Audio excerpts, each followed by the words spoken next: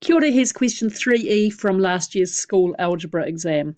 So this is another one where we have to make x the subject of an equation, but this time the equation has got x in the powers.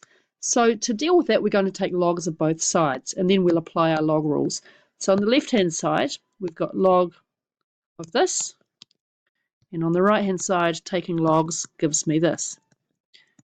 Now the key rule that we have to be able to use is this one, that the log of a to the power of b is equal to b times the log of a. Applying that to left and right hand sides gives me this, 3x times log a is equal to x plus 2 times the log of b.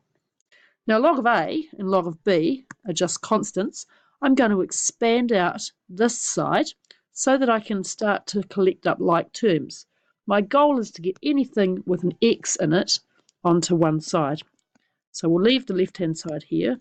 3x log a is equal to x times log of b plus 2 log of b. Remembering that log of b and log of a are just numbers. Okay.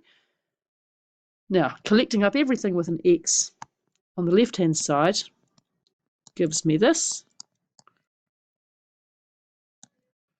And it leaves me with 2 log b on the right-hand side.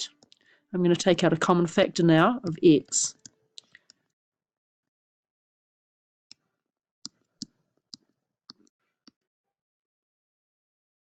My very last step is to divide both sides through by this thing here.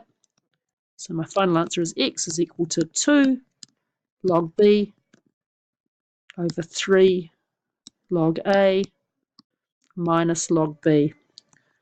If you're feeling nervous about logs still, it is time to go onto Education Perfect and go through the exercises on there because they are really good. So go and do that, and I'll be back with some more videos later on. Thanks.